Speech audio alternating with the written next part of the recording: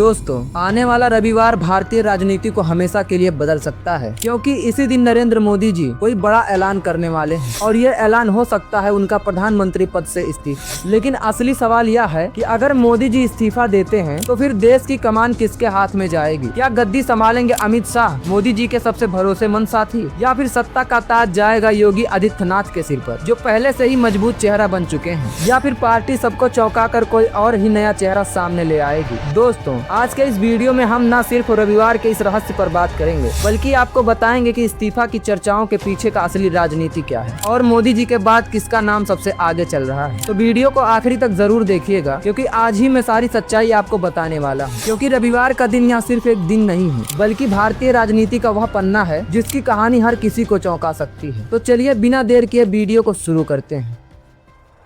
नमस्कार दोस्तों, साल 2014 में जब मोदी जी ने दिल्ली की सत्ता संभाली थी, तब उन्होंने खुद 75 साल की उम्र की एक सीमा रेखा खींची थी। उन्होंने कहा था इस उम्र के बाद सक्रिय राजनीति से दूर हो जाना चाहिए। यही नियम था जिसकी वजह से लाल कृष्ण आडवाणी, मुरली मनोहर जोशी जैसे दिग्गज नेताओं को एक तरफ कर दिया गया था। लेकिन अब वही नियम उनके दरवाजे पर भी दस्तक दे रहा है, क्योंकि मोदी जी भी 75 पूरे कर चुके हैं और अब चर्चाएं यह कहती हैं कि रविवार को शायद वे प्रधानमंत्री पद से इस्तीफा दे सकते हैं। पार्टी के भीतर हलचल मची हुई है। कहा जा रहा है कि मोदी जी अब राष्ट्रपति भवन की ओर बढ़ेंगे। कहीं यह भी अफवाह है कि वे संघ के मार्गदर्शन में कोई नया रोल लेंगे। तो कई लोग यह भी कह रहे हैं कि वे राम मंदिर को अपना आखिरी ठिकाना बना सकते हैं। लेकिन मोदी जी का मौन सबसे बड़ा सस्पेंस है। वो मोदी जी जो हर छोटे छोटे मौके पर ट्वीट करते थे, आजकल चुप है। इस चुप्पी के पीछे भारी राजनीति छिपी है। आपको याद होगा 2014 में मोदी जी ने एक और नियम बनाया था कि कोई भी मंत्री अपने पर्सनल स्टाफ को 5 साल से ज्यादा नहीं रख सकता। बाकी मंत्रियों ने अपनी टीम बदल दी, लेकिन मोदी जी ने अपनी टीम जस की तस रखी। यानी सवाल उठता है, क्या यह नियम सिर्फ दूसरों के लिए थे? क्या 75 का नियम भी उसी तरह सिर्फ आडवाणी और जोशी जैसे नेताओं को हटाने के लिए था और खुद मोदी जी पर लागू नहीं होगा? संघ की तरफ से नाराजगी की खबरें लगातार आ रही हैं। मोहन भागवत और संघ के वरिष्ठ नेता कह चुके हैं कि यह नियम सबके लिए बराबर होने चाहिए, पर मोदी जी की नागपुर यात्राएं और मीठे बोल हर बार उस नाराजगी को ठंडा कर देती हैं। अब पार्टी के भीतर भी हलचल है। जो नेता 75 का शिकार होकर साइड लाइन हो गए थे, वही आज अंदर ही अंदर सवाल कर रहे हैं, अगर हम पर नियम लागू हुआ तो मोदी जी पर क्यों नहीं? तो अब बड़ा सवाल यही है, क्या रविवार सिर्फ एक दिन होगा या फिर यह भारतीय राजनीति का सबसे बड़ा मोड़ बन जाएगा? क्या मोदी जी सचमुच प्रधानमंत्री पद छोड़ देंगे? क्या पार्टी में अमित शाह, योगी आदित्यनाथ या कोई और नया चेहरा सामने लाया जाएगा? या यह सब महज एक राजनीतिक अफवाह है जिससे जनता को चौंका कर सत्ता का खेल नया मोड़ लेगा? इतिहास गवाह है, मोदी जी वो नेता है जिन्होंने पहले नियम बनाए और फिर उन्हें तोड़कर नए नियम गढ़ दिए। तो क्या इस्तीफा भी एक ऐसा ही नियम होगा या फिर यह सिर्फ एक सस्पेंस है ताकि असली चाल सबकी नजर में ना आए? दोस्तों, रविवार आने वाला है और उसके साथ यह भी तय होगा कि भारतीय राजनीति की दिशा किधर जाएगी। क्या नरेंद्र मोदी सचमुच अपनी कुर्सी छोड़ देंगे या फिर यह इस्तीफे की चर्चा भी उसी तरह टूट जाएगी जैसे बाकी सारे नियम, और फिर वही मोदी जी पहले से ज्यादा ताकतवर होकर लौटेंगे? आपको क्या लगता है कि रविवार को मोदी जी इस्तीफा देंगे या फिर यह सिर्फ एक पॉलिटिकल मास्टर स्ट्रोक है? कमेंट में अपनी राय जरूर दीजिएगा, क्योंकि असली कहानी अभी शुरू हुई है। यह अंत नहीं है, बल्कि भारतीय राजनीति का नया अध्याय है। तो चलिए दोस्तों, मिलते हैं किसी अगले वीडियो में। तब तक के लिए बाय बाय।